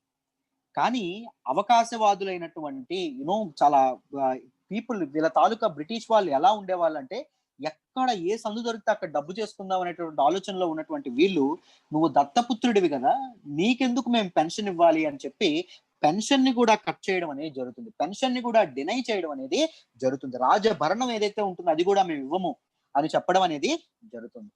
అండ్ చేసేదేం లేక మన నానా సాహెబ్ ఎవరైతే ఉంటారో తన తాలూకా ఫ్రెండ్ అయినటువంటి, తన తాలూకా లాయల్ మెంబర్ అయినటువంటి అజీముల్లా ఖాన్ ఎవరైతే ఉంటారో అతని ఇంగ్లాండ్ కి పంపిస్తాడండి. ఎందుకు అంటే క్రౌన్ తో డిస్కస్ చెయ్యు, ఇది నా బాధ, నాకు 8 లక్షల పెన్షన్ ఇస్తే చాలు, నా రాజ్యాన్ని వాళ్ళే ఉంచుకొని వాళ్ళే వసూలు చేసుకొని ట్యాక్సులు కట్టరా, మరి నేను తినడానికి ఏదో ఒకటి ఉండాలి కదా, రాజపుత్రుడిగా నేను ఇప్పుడు వెళ్ళి కూలి పని చేయలేను కదా, రైతు పని చేయలేను కదా, సో మరి నేను ఎలా అయినా బతకాలంటే నాకు ఎంతో కొంత ఉండాలి కదా, సో మాట్లాడు అని చెప్పి అజీముల్లా ఖాన్ ని పంపించడం అనేది జరుగుతుంది, రైట్. సో బట్ బ్రిటిషర్స్ ఎవరైతే ఉంటారో క్రౌన్ కూడా ఇంగ్లాండ్ లో యాక్సెప్ట్ చేయకపోవడం అనేది జరుగుతుంది. మన తాలూకా నానా సాహెబ్ యొక్క ఆఫర్ ఏదైతే ఉంటుందో దాన్ని రిజెక్ట్ చేయడం అనేది జరుగుతుంది. సో నానా సాహెబ్ అనేవాడు బ్రిటిష్ వాళ్ళ మీద తిరగబడ్డం అనేది జరుగుతుంది. బ్రిటిష్ వాళ్ళ మీద తిరగబడ్డానికి రెడీగా ఉంటాడండి, రైట్. అయితే ఇప్పుడు వరకు చూడండి, మొదట ఎవరు పీజెంట్స్ ఎవరైతే ఉన్నారో వాళ్ళు అసంతృప్తికి లోనయ్యారు. జమీందార్స్ ఎవరైతే ఉన్నారో వాళ్ళలో కూడా రగిలిపోతుంది బ్రిటిష్ వాళ్ళ మీద తిరగబడాలని. తర్వాత ఎవరు మన తాలూకా ట్రైబల్స్ ఎవరైతే ఉన్నారో ట్రైబల్స్ లో కూడా ఇదవ్వడం అనేది జరుగుతుంది. రిలీజియస్ పీపుల్ ఎవరైతే ఉన్నారో వాళ్ళు, దాంతో పాటు సిపాయిలు ఎవరైతే ఉన్నారో వాళ్ళు, అండ్ ఇండియన్ రూలర్స్ ఎవరైతే ఉన్నారో వాళ్ళు, అండ్ క్రాఫ్ట్స్ మెన్ ఎవరైతే ఉన్నారో వాళ్ళు, ఇలా every section of the society British వాళ్ళ మీద తిరగబడ్డానికి రెడీగా ఉందండి. బ్రిటిష్ వాళ్ళ మీద తిరగబడ్డానికి రెడీగా ఉండడం అనేది జరిగింది. జాగ్రత్తగా గమనించండి ఇక్కడ and the stage was set, the platform was set. All we need is a చిన్న కార్ చిచ్చండి, చిన్న చిచ్చు అంటుకుంటే దేశం రగిలిపోతుంది. దేశం అంతా ఒక అగ్గిలాగా బ్రిటిష్ వాళ్ళ మీద పడిపోతుంది. దేశం అంతా ఒక్కటే తిరగబడుతుంది బ్రిటిష్ వాళ్ళ మీద. సో ఆ ఒక్క కార్ చిచ్చు కోసం ప్రతి ఒక్కడు వెయిట్ చేస్తున్నాడు, ప్రతి ఒక్కడు ఆరాట పడుతున్నాడు. అప్పుడు ఏం జరిగిందో చెప్తాను, జాగ్రత్తగా వినండి. బ్రిటిష్ వాళ్ళు ఏం చేశారు అంటే మన తాలూకా ఇండియన్ సోల్జర్స్ కి ట్రైనింగ్ ఇస్తుండే వాళ్ళండి. ట్రైనింగ్ ఇస్తూ మన తాలూకా ఇండియన్ సోల్జర్స్ యొక్క మన తాలూకా సోల్జర్స్ లో బ్రాహ్మణులు ఉండేవాళ్ళు, వైశ్యులు ఉండేవాళ్ళు, క్షత్రియులు ఉండేవాళ్ళు, శూద్రులు ఉండేవాళ్ళు, రకరకాలైనటువంటి కులాల వాళ్ళు ఉండేవాళ్ళు, ముస్లింలు ఉండేవాళ్ళు, అందరూ ఉండడం అనేది జరిగేది. ప్రతి ఒక్కరు ఉన్నారు, సిక్కులు ఉన్నారు, ప్రతి ఒక్కరు ఉన్నారు. Right. Some people strictly vegetarian ఉంటారు, అసలు ఇంత కూడా నాన్ వెజ్ ముట్టనటువంటి వాళ్ళు ఉంటారు. బట్ స్టిల్ వాళ్ళ తాలూకా మజిల్ పవర్ కోసం బ్రిటిష్ వాళ్ళు వాళ్ళకి తెలియకుండా గోధుమ పిండి ఏదైతే ఉంటుందో, అట్టా ఏదైతే ఉంటుందో దానిలో బోన్ డస్ట్ ఏదైతే ఉంటుందో అది కలిపేవాళ్ళండి. తెలియకుండా ఏం కలిపేవాళ్ళు, బోన్ డస్ట్ అనేది కలపడం అనేది జరిగేది. దాంతో పాటు ఈ విషయం ఎవ్వరికీ తెలియదండి. 3 నెలలు గడిచిపోతున్నాయి, ప్రజలందరూ మన తాలూకా సోల్జర్స్ అందరూ దాంతో చేసిన ఆ తాలూకా గోధుమ పిండితో చేసినటువంటి చపాతీలే తింటున్నారు, ఆ తాలూకా రొట్టెలే తింటున్నారు. మొదటిది. రెండవది, న్యూ ఎన్ఫీల్డ్ రైఫిల్ ఏదైతే ఉంటుందో ఆ టైంలో బ్రిటిష్ వాళ్ళు కొత్తగా ఇంట్రడ్యూస్ చేయడం అనేది జరిగింది. బ్రిటిష్ వాళ్ళు చాలా గ్రాండ్ గా దాన్ని ఇంట్రడ్యూస్ చేశారండి. ఈ తాలూకా న్యూ ఎన్ఫీల్డ్ రైఫిల్ కి ఒక తూటా ఉంటుంది, ఒక క్యాట్రిడ్జ్ ఉంటుంది. ఆ క్యాట్రిడ్జ్ లోపల ఏముంటుంది అంటే మందుగుండు సామాన్ ఉంటుంది. ఏముంటుంది? మందుగుండు సామాన్ ఉంటుంది. సో ఆ మందుగుండు సామాను మన తాలూకా ఎన్ఫీల్డ్ రైఫిల్లో వేయాలి అంటే దాన్ని ఒక కొరకాలండి. They should bite the cartridge. ఆ క్యాట్రిడ్జ్ ఏదైతే ఉంటుందో దాన్ని కొరకాలి. బట్ కానీ ఆ బైట్ చేసేటటువంటి ఆ క్యాట్రిడ్జ్ ఏదైతే ఉంటుందో that was made up of beef. ఆవు మాంసం ఏదైతే ఉంటుందో, ఆవు మాంసం, పిగ్ ఫ్యాట్ ఏదైతే ఉంటుందో పిగ్ ఫ్యాట్ తో ఉండడం అనేది జరిగింది. ఈ విషయం భారతీయులు ఎవరికీ తెలియదు, భారతీయ సైనికులకు ఎవరికీ తెలియదు. 3 నెలలు గడిచిపోతుంది, ట్రైనింగ్ అవుతుంది. సో ఇదే కొరుకుతున్నారు, కొరికి చేయడం అనేది జరుగుతుంది, ట్రైనింగ్ అవ్వడం అనేది జరుగుతుంది. And one of the important regiments ఏవైతే ఉంటాయో, మీరట్ రెజిమెంట్ ఏదైతే ఉంటుందో, మీరట్ తాలూకా సోల్జర్స్ క్యాంప్ ఏదైతే ఉంటుందో దానికి ఈ తాలూకా ప్రొడక్ట్స్ ఏవైతే ఉంటాయో, మన తాలూకా అట్టా ఏదైతే ఉంటుందో, గోధుమ పిండి, దాంతో పాటు ఎన్ఫీల్డ్ రైఫిల్స్ ఉన్నటువంటి క్యాట్రిడ్జెస్ ట్రాన్స్పోర్ట్ అవుతున్నాయండి. ఏమవుతున్నాయి? ఒక ఒక ఎద్దుల బండి ఉంటుంది, ఆ ఎద్దుల బండి మీద మామూలుగా ఇలా వెళ్ళడం అనేది జరుగుతుంది. బులక్ కార్ట్ ఏదైతే ఉంటుందో వాటి మీద ఇవి తీసుకెళ్తున్నారు ఆ రెజిమెంట్ కి. మధ్యలో మార్కెట్ కు పాస్ అవుతుండగా ఏం జరిగింది అంటే వన్ ఆఫ్ ద ఎద్దు ఏదైతే ఉంటుందో, ఆక్స్ ఏదైతే ఉంటుందో అది తన తాలూకా సీల్ విడిపించుకొని పారిపోతుంది. ఒక తాలూకా ఎద్దు పారిపోవడం వల్ల తాలూకా బులక్కాట్ ఏదైతే ఉంటుందో అది కొలాప్స్ అయిపోతుంది, కంప్లీట్ గా కొలాప్స్ అయిపోవడం అనేది జరుగుతుంది. సో రోడ్ అంతా ఏముంటదంటే ఆ గోధుమ పిండి ఉంటుంది, దాంతో పాటు ఈ క్యాట్రిడ్జెస్ ఉంటాయి. అర్థమైందా? వెంటనే అందరూ చూస్తూ ఉంటారు, బ్రిటిష్ మామూలుగా పీపుల్ అందరూ చూస్తూ ఉంటారు. చూస్తూ ఉండగా కుక్కలు ఏవైతే ఉంటాయి ఇవన్నీ ఒకేసారి దాని మీద మూవ్ అవ్వడం అనేది జరుగుతుంది. అన్ని ఒకేసారి వాటి మీద పడడం అనేది జరుగుతుంది. గోధుమ పిండిని ఏదైనా కుక్క తింటుందండి? తింటుందా? మందుగుండు సామాన్ ఏదైనా కుక్క తింటుందండి? దెన్ ఆ మార్కెట్ కి సంబంధించిన ఒక పెద్ద ఎవరైతే ఉంటారో ఆయన వచ్చి ఫస్ట్ క్యాట్రిడ్జెస్ ని చూస్తాడు. చూస్తే అక్కడ ఒక రకమైనటువంటి కొవ్వులా ఉంటుంది, సమ్ ఫ్యాట్ ఉంటుంది. ఆ ఫ్యాట్ ను వాసన చూడగానే ఆయనకు అర్థమవుతుంది ఏంటి అంటే this is some kind of a meet, right? And they went in to further investigation. వాళ్ళకి ఏం తెలుస్తుంది? That was made up of fat of beef and Pig fat. Beef and Pig fat ఏదైతే ఉంటుందో దానితో తయారు చేసినటువంటిది అని చెప్పి వాళ్ళకి తెలియడం అనేది జరుగుతుంది. మార్కెట్ నుంచి రెజిమెంట్ కి ఇది విషయం అనేది పాకడం అనేది జరుగుతుందండి, రైట్? మార్కెట్ నుంచి ఏమవుతుంది? రెజిమెంట్ కి పాకడం అనేది జరుగుతుంది. అండ్ సోల్జర్స్ అందరూ వాళ్ళ తాలూకు మొరాల్ అంతా చచ్చిపోతుంది, వాళ్ళ కాన్ఫిడెన్స్ అంతా చచ్చిపోతుంది. వాళ్ళు ఏదైనా చేయగలరు. హిందువులు మీరు జాగ్రత్తగా గమనిస్తే వాళ్ళ తాలూకా సారస్వతం మొత్తం, వాళ్ళ తాలూకా దేవతలందరూ ఆవులో చూసుకుంటారండి. ప్రతి ఒక్క దేవత ఆవులో ఉంటుంది అనుకుంటారు. సో బ్రిటిష్ వాళ్ళు మన సోల్జర్స్ 3 నామాలు పెట్టుకొని వెళ్ళే వాళ్ళు ఎప్పుడు యుద్ధ భూమికి కూడా. అంత రిలీజియస్ ఫీలింగ్స్ తో ఉన్న వాళ్ళకి ఆవుని మేము తిన్నాము, ఆవు తాలూకా కొవ్వుని మా నోరు అనేది చూసింది, మా నాలుక అనేది రుచి చూసింది అని వాళ్ళు జీర్ణించుకోలేకపోతారు. ప్రతి ఒక్కరు అంత దృఢమైనటువంటి సైనికులు కూడా కన్నీరు మున్నీరే ఏడుస్తున్నారు. మా తాలూకా ఇది పాపం అయిపోయింది, మా తాలూకా బతుకు అనేది నాశనం అయిపోయింది అని ప్రతి ఒక్కరు, హిందువులు ముస్లింలు, every one is crying, right? Next day సుమారుగా ఉదయం 5 గంటల ప్రాంతం 5 గంటల ప్రాంతంలో ఏం జరుగుతుంది అంటే ఆర్మీ పెరేడ్ అనేది గ్రౌండ్ లో జరుగుతూ ఉంటుందండి. ఆర్మీ పెరేడ్ ఏదైతే ఉంటుందో అది గ్రౌండ్ లో జరుగుతూ ఉంటుంది. అండ్ ఆర్మీ పెరేడ్ జరిగిన వెంటనే ఏం జరుగుతుంది, మన తాలూకు సోల్జర్స్ కి ఏం చేస్తారు అంటే ట్రైనింగ్ ఇస్తారు. సో ఒక డమ్మీ ఇవేవైతే ఉన్నాయో వీటిని పెట్టి వాటిని కాల్చమని చెప్తారు. సో అందరి చేతుల్లో తుపాకులు ఉంటాయి. బ్రిటిష్ వాళ్ళు పెరేడ్ అయిపోతుంది. అయిపోయిన వెంటనే బ్రిటిష్ సోల్జర్ వస్తాడు, బైట్ ద క్యాట్రిడ్జ్ అని వస్తాడు గట్టిగా ప్రతి ఒక్కరికి. ఇండియన్ సోల్జర్స్ ఎవరైతే ఉంటారో వాళ్ళలో చలనం ఉండదండి. I'm saying again, bite the cartridge అని అరుస్తాడు మళ్ళీ. ఇండియన్ సోల్జర్స్ ఎవరైతే ఉంటారో వాళ్ళు అస్సలు చలనం ఉండదు. అండ్ అగైన్ ఎవరైతే బ్రిటిష్ కి లాయల్ గా ఉంటారో వాళ్ళు ముందుకు వచ్చి బైట్ ద క్యాట్రిడ్జ్ అని గట్టిగా అరుస్తారు. అప్పుడు ఒక మంగల్ పాండే ఉంటాడండి, నిటారుగా ఉంటాడు, మీసం మెలేసుకుంటూ ఉంటాడు, రైట్, నీట్ గా ఒక సైనికుల్లాగా తలదూకొని ఉంటాడు. ఆయన ముందుకు వస్తాడు, బ్రాహ్మణుడు ముందుకు వస్తాడు, తుపాక్ అనేది తీసి ఇతను బైట్ ద క్యాట్రిడ్జ్ అనగానే తన తాలూకా కంట్లో కన్నీరు పెట్టుకొని ఆ క్యాట్రిడ్జ్ ఏదైతే ఉంటుందో దాన్ని కొరుకుతాడు. కొరికి మందుగుండు సామాన్ రైఫిల్లో లోడ్ చేస్తాడు. లోడ్ చేసి ఆ డమ్మీ ఇదేదైతే ఉంటుందో దాన్ని కాల్చకుండా ఎవడైతే బైట్ ద క్యాట్రిడ్జ్ అని అరుస్తున్నాడో ఆంగ్లేయుడు, వాడి తాలూకా తలకి గురి పెట్టడం అనేది జరుగుతుంది. And that one shot that English man ఎవరైతే ఉంటారో ఆయన కంప్లీట్ గా చనిపోవడం అనేది, కంప్లీట్ గా ఒక్క తూటాకే ఆయన చచ్చిపోవడం అనేది జరుగుతుంది. అండ్ మన మిగిలిన తాలూకా సైనికులు ఎవరైతే ఉంటారో ప్రతి ఒక్కరు ఆయన హెయిల్ చేయడం అనేది జరుగుతుంటది. ప్రతి ఒక్కరు ఎవ్వరు ఇతను ఆపరండి బ్రిటిష్ సైనికులు ఇది చేస్తుంటే, right. And this was the immediate cause for 1857 revolt. Sepoys revolt ఏదైతే ఉంటుందో దానికి ఇమీడియట్ కాజ్ ఏంటి అంటే మంగల్ పాండే తీసుకున్నటువంటి ఈ ధైర్యమైనటువంటి చర్య. సో ఇది చేసినందుకు గాను మంగల్ పాండేకి ఉరిశిక్ష వేయడం అనేది జరుగుతుంది.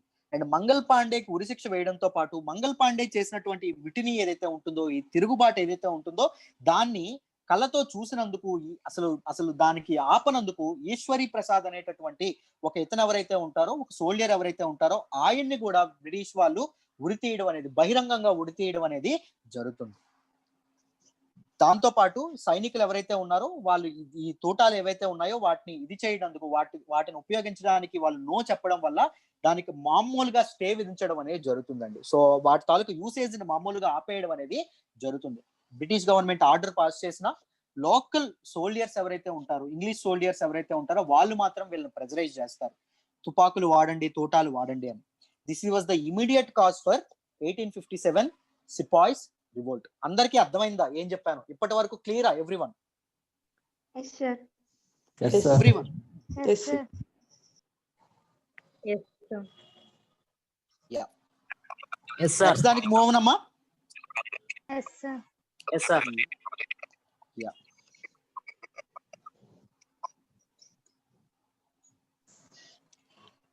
Refusal to accept greased cartridge. Greased cartridge ఏదైతే ఉంటుందో దీన్ని మొదట బెర్హంపూర్ ఏదైతే ఉంటుందో, పంజాబ్ లోని బెర్హంపూర్ లో ఉన్నటువంటి పీపుల్ ఎవరైతే ఉంటారో వాళ్ళు రిఫ్యూజ్ చేయడం అనేది జరిగింది. ఈ రెజిమెంట్ ఏదైతే ఉంటుందో మామూలుగా జనరల్ గ్రెగ్ గన్సన్ ఎవరైతే ఉంటారో ఈయన ఒక రూల్ పాస్ చేస్తారండి. సో దీని తాలూకా మ్యానుఫ్యాక్చరింగ్ గురించి, ఈ క్యాట్రిడ్జెస్ యొక్క మ్యానుఫ్యాక్చరింగ్ గురించి డీటెయిల్డ్ రిపోర్ట్ వచ్చినంత వరకు ఇదేదైతే ఉంటుందో అది చేయకూడదు. యూనో ఈ వాడకం ఏదైతే, ఈ క్యాట్రిడ్జెస్ వాడకం ఏదైతే ఉంటుందో దాని టెంపరీగా స్టే విధించాలి అని చెప్పడం అనేది జరుగుతుంది. బట్ స్టే విధించినప్పటికీ సోల్జర్స్ ఎవరైతే ఉంటారో, ఇంగ్లీష్ సోల్జర్స్ ఎవరైతే ఉంటారో వాళ్ళు మన ఇండియన్స్ ని ప్రెజరైజ్ చేయడం అనేది జరుగుతుంది. రైట్, నెక్స్ట్ చూడండి. యా, ఇది చెప్పాను కదా, మంగల్ పాండే ఎవరైతే ఉంటారో మంగల్ పాండేని మొదట గురి తీయడం అనేది జరుగుతుంది. He is the first martyr of our motherland అండి. మన తాలూకా భారత భూమి కోసం తన ప్రాణాలు విడిచినటువంటి గొప్ప యోధుడు ఎవరు అంటే, మొదటి యోధుడు ఎవరంటే మంగల్ పాండే. గుర్తుపెట్టుకోండమ్మా. మంగల్ పాండే తర్వాత ఎవరు అంటే ఈశ్వర్ పాండే, ఈశ్వరి ప్రసాద్ అని కొన్ని పుస్తకాల్లో ఉంటుంది, ఈశ్వర్ పాండే అని చెప్పి కూడా అండం అనేది జరుగుతుంది. వీళ్ళిద్దరిని ఇది చేయడం అనేది జరుగుతుంది. నెక్స్ట్ చూడండి, మిటినీ ఎట్ మీరట్. మీరట్ లో ఏం జరిగిందో చెప్తాను, జాగ్రత్తగా వినండి అమ్మా. రైట్, ఒక్క నిమిషం, let me drink some water.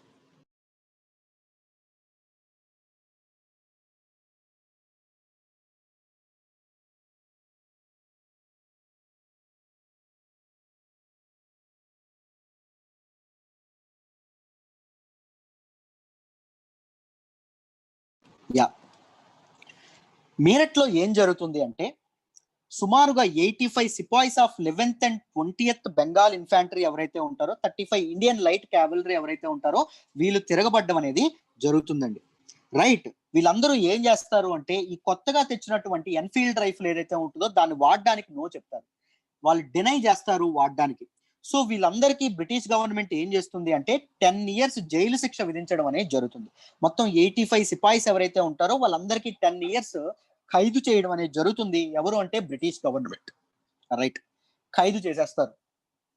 ఒక తెల్లవారు జామున, రైట్, ఎప్పుడు అంటే 1857 1857 May 8th అండి, May 8న ఏం జరుగుతుంది అంటే ఎప్పుడైతే ఈ 85 మందికి ఆల్రెడీ జైలు చేసేస్తారో మిగిలిన తాలూకు ఇండియన్ సోల్జర్స్ ఎవరైతే ఉంటారో వాళ్ళు మీట్ కొనుక్కోవడానికి ఒక సంతకి వెళ్తారండి. దగ్గరలో ఉన్నటువంటి ఒక మార్కెట్ కి వెళ్తారు. మార్కెట్ కి వెళ్తే వాళ్ళు ఏమడుగుతారు అంటే అక్కడ ఉన్నటువంటి వ్యాపారికి ఒకరు చేప అడుగుతారు, ఒకరు మటన్ అడుగుతారు, ఒకరు చికెన్ అడుగుతారు. ఇలా మాంసం కొనడానికి అందరూ ముందుకు రావడం అనేది జరుగుతుంది. But every one in this market, ఆ మార్కెట్ లో ఉన్నటువంటి ప్రతి ఒక్కరు అతన్ని చాలా హీనంగా చూడడం అనేది జరుగుతుంది. ఆ సిపాయిలందరినీ చాలా హీనంగా, చాలా దరిద్రంగా చూడడం అనేది జరుగుతుంది. రైట్, ఒక సిపాయి తిరగబడతాడు, ఎందుకు అలా చూస్తున్నావు అంటాడు. ఒక ఆడది తిరగబడుతుంది, ఎందుకు అలా చూస్తున్నావు అంటాడు. నువ్వెవడివి అంటారు.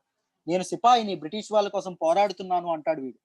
ఆడదంటుంది, సిపాయి అంటే బ్రిటిష్ వాళ్ళ కోసం పోరాడాలా, మదర్ ల్యాండ్ కోసం పోరాడాలా అంటుంది.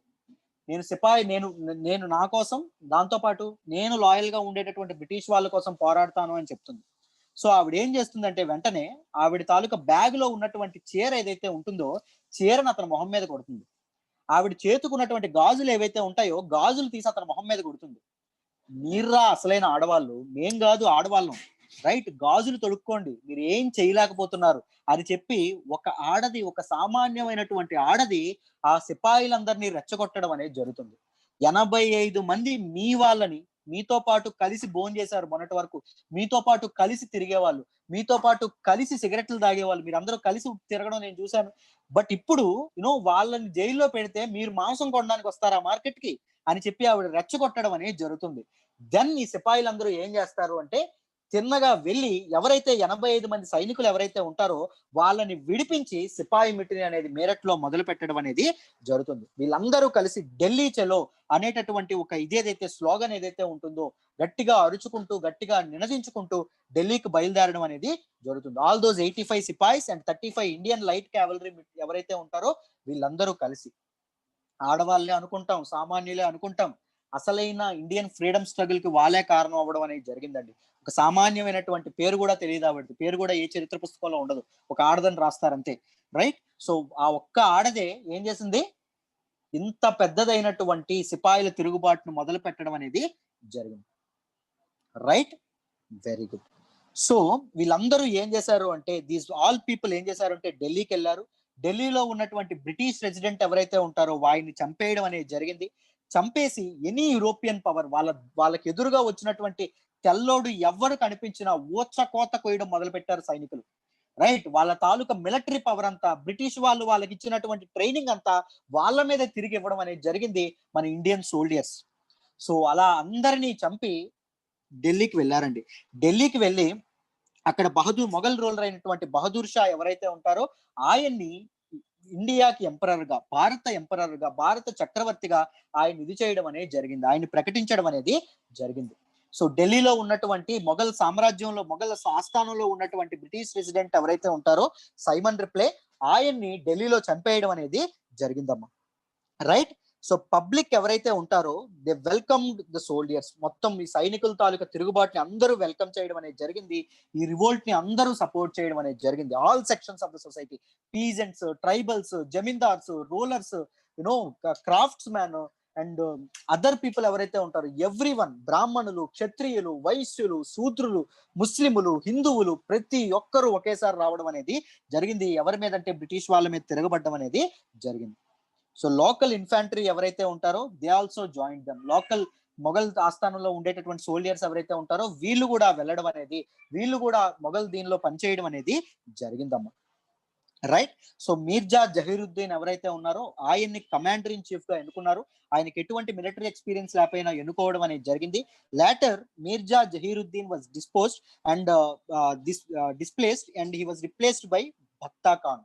భక్తా ఖాన్ ఎవరైతే ఉంటారో ఆయన ఢిల్లీలో మన తాలూకా సిపాయి రివోల్ట్ ఏదైతే ఉంటుందో, సిపాయి మిటినీ ఏదైతే ఉంటుందో దాన్ని లీడ్ చేయడం అనేది జరిగింది. లేటర్ బ్రిటిషర్స్ దీన్ని సక్సెస్ఫుల్ గా సప్రెస్ చేయగలిగారు. సప్రెస్ చేసి మన తాలూకా బహదూర్ షా ఎవరైతే ఉంటారో ఆయన రంగూన్కి పంపించేస్తారండి. బర్మాలో ఉన్నటువంటి రంగూన్కి పంపించేయడం అనేది జరుగుతుంది. రైట్, రంగూన్ లో పంపిస్తారో ఆయన అక్కడే చనిపోవడం అనేది కూడా జరుగుతుంది. మొఘల్ సామ్రాజ్యం అక్కడితో ఎండ్ అవ్వడం అనేది జరుగుతుంది. రైట్, అందరికీ అర్థమైందా ఇక్కడ వరకు? Everyone? Yes sir. Yes sir. Yeah, very good.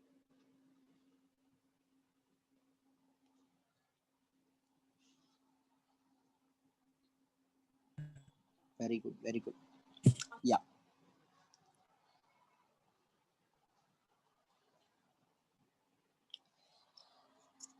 మెల్లమెల్లగా every section of Indian society, భారత సమాజంలోని ప్రతి ఒక్కరు బ్రిటిష్ వాళ్ళ మీద తిరగబడ్డం అనేది జరుగుతుంది. వాళ్ళ చేతిలో ఉన్నటువంటి చిన్న చిన్న ఆయుధాలని, వాళ్ళు కూడు పెట్టేటటువంటి, రైతు కూడు పెట్టేదేంటి నాగలి, రైట్, ఒక వడ్రంగి కూడు పెట్టేదేంటి సుత్తి, లేకపోతే ఒక కూలివాడికి తూలి పట్టేదేంటి కొడవలి, ఇవన్నీ ఏవైతే ఉన్నాయో వీటన్నింటినీ తీసుకొని బ్రిటిష్ వాళ్ళ మీదకి వెళ్ళడం అనేది జరిగిందమ్మా. సో సిపాయిస్ ఎవరైతే ఉన్నారో వాళ్ళు గోవింద్ గర్, అమృత్సర్ దగ్గర ఉన్నటువంటి గోవింద్ గర్ ని ఆక్రమించుకోవడం అనేది జరిగింది. సిపాయి మిటుని మెల్లమెల్లగా లాహోర్ ని కూడా చేరడం అనేది, ఇప్పుడు ప్రెజెంట్ పాకిస్తాన్ లో ఉన్నటువంటి లాహోర్ ని కూడా చేరడం అనేది జరిగింది. వెంటనే అప్రమత్తం అయ్యాడు ఎవరండి? వెంటనే ఎలక్ట్ అయ్యాడు లార్డ్ క్యానింగ్. లార్డ్ క్యానింగ్ ఏం చేస్తాడు అంటే, Lord Elphinstone, he is the governor of Bombay, ఆయనకి చెప్తాడు సిపాయిలు అనే వాళ్ళు తిరగబడుతున్నారు, సో బ్రిటిష్ ఫోర్సెస్ ఏవైతే ఉన్నాయో వాటిని అర్జెంట్ గా పంపించు అంటాడు. సో బ్రిటిష్ ఫోర్సెస్ ఎవరైతే వెళ్తా ఉంటారో మార్గ మధ్యంలో ఎప్పుడైతే దారిలో ఉంటారో గొరిల్లా వార్ఫేర్ ద్వారా, గొరిల్లా యుద్ధం ద్వారా ఏం చేస్తారు, మన తాలూకా ఇండియన్స్ ఎవరైతే ఉంటారో వాళ్ళు బ్రిటిష్ వాళ్ళని కంప్లీట్ గా చంపేయడం అనేది జరిగింది. ఆల్మోస్ట్ ఎవ్రీ బ్రిటిష్ సోల్జర్స్ ఒకరి తర్వాత ఒకరిగా ఇండియన్స్ అనే వాళ్ళు చంపేయడం అనేది జరుగుతుంది. రైట్, దాంతో పాటు బ్రిటిష్ ఫోర్సెస్ ఏవైతే ఉన్నాయో బ్రిటిష్ ఫోర్సెస్ ని బర్మా నుంచి పంపించండి అని కూడా లార్డ్ క్యానింగ్ చెప్పడం అనేది జరుగుతుంది. బట్ స్టిల్ వాళ్ళని కూడా మన తాలూకా ఇండియన్స్ చంపేయడం అనేది జరుగుతుందండి. సింగపూర్ నుంచి కూడా లార్డ్ ఎల్గిన్ కి చెప్తాడు, టెలిగ్రాఫ్ పెడతాడు, సో అక్కడ నుంచి కూడా ఫోర్సెస్ ని పంపించండి, మిలిటరీ ఫోర్సెస్, ఇక్కడ చాలా మ్యూటినీ అనేది చాలా తీవ్రతరం అవుతుంది, తిరుగుబాటు అనేది చాలా పెద్దగా అవుతుంది అని. బట్ ప్రతి ఒక్కరిని లోకల్ పీజెంట్స్, లోకల్ పీపుల్ సహాయంతో అందరినీ చంపేయడం అనేది జరుగుతుంది. యూరోపియన్స్ ఎవరైతే ఉంటారో they were massacred by the crowd. So మొత్తం మన జనాలు ఎవరైతే ఉంటారో తెల్ల తోలు, చెప్పాను కదా, ఎవ్రీ వైట్ మెన్ కనిపిస్తే చాలు వాళ్ళని చంపేయడం అనేది మొదలు పెట్టడం అనేది జరిగింది.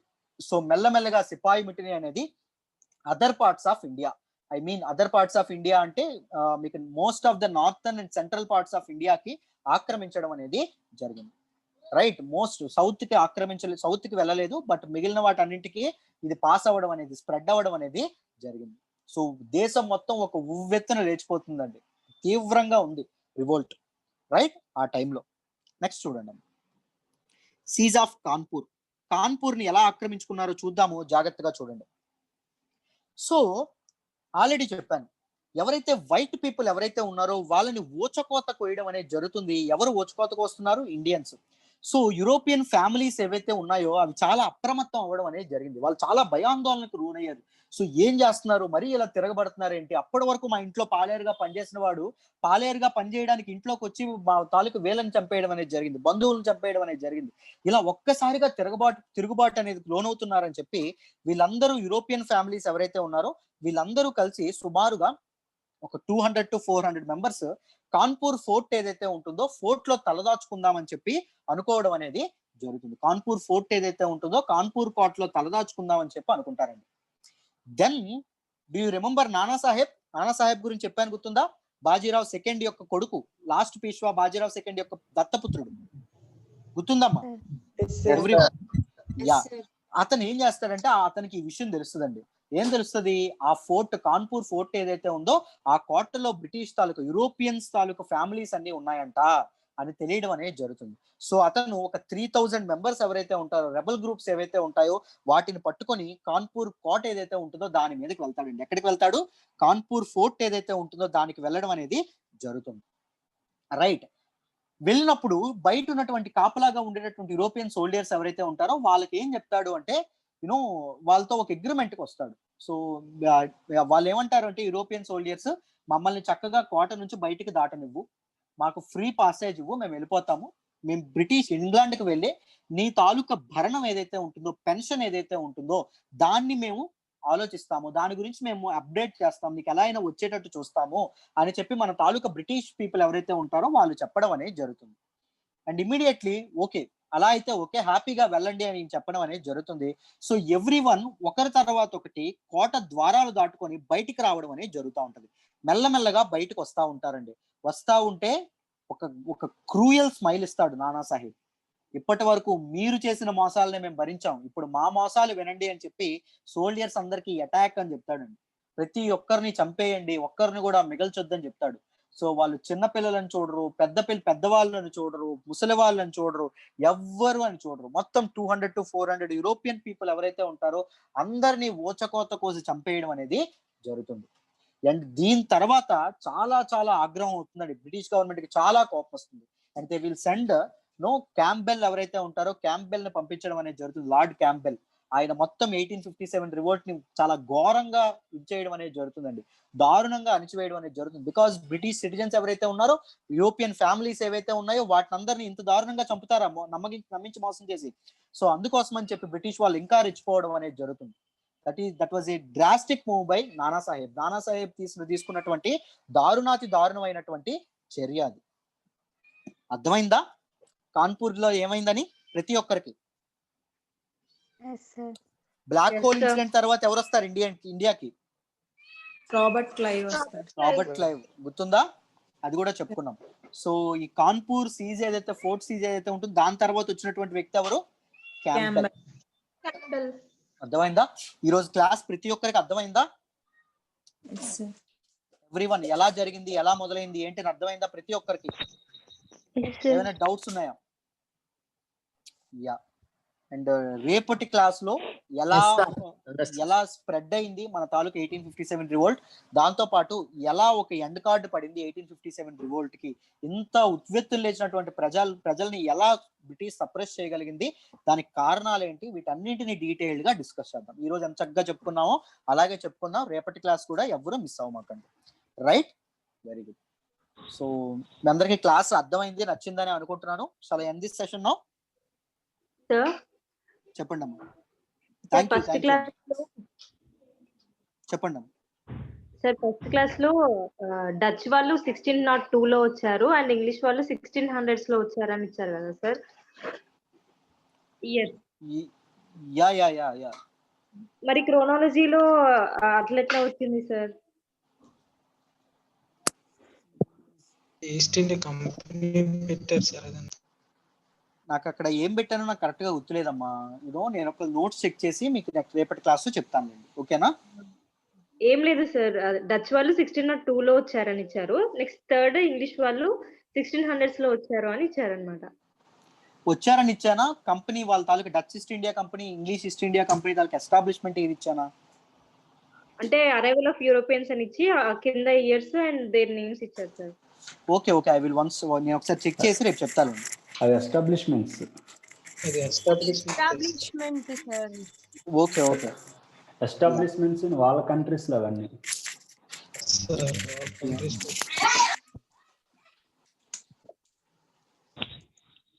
Yeah. And thank you so much Jai. And thank you అమ్మ భార్గవి. Thank you. క్లాస్ ఏదో ఒక సినిమాని చూస్తున్నట్టుంది సార్ లైవ్ గా. థ్యాంక్ యూ అమ్మ. అండ్ నేషనలిజం స్టార్ట్ అయిన నుంచి ఇంకా బాగుంటది. నాట్ టీచింగ్ అమ్మ, దట్ ఈస్ ద కంటెంట్. మన ఇండియా యొక్క కంటెంట్ ఏదైతే ఉంటుందో అదే డ్రైవ్ చేస్తుంది. మీరు చదివిన బిపిన్ చంద్ర చదవండి, అనిపిస్తుంది sir. Thank you. I will take it as a compliment. Thank you. And try to read Bipin Chandra చదవండి, సూపర్ ఉంటది. నేను ఎక్స్పీరియన్స్ అయ్యాను కాబట్టి నేను మీకు ఇలా చెప్పగలిగాను. రైట్? సో ఫైన్ అమ్మా. Let's call it a day then. Bye.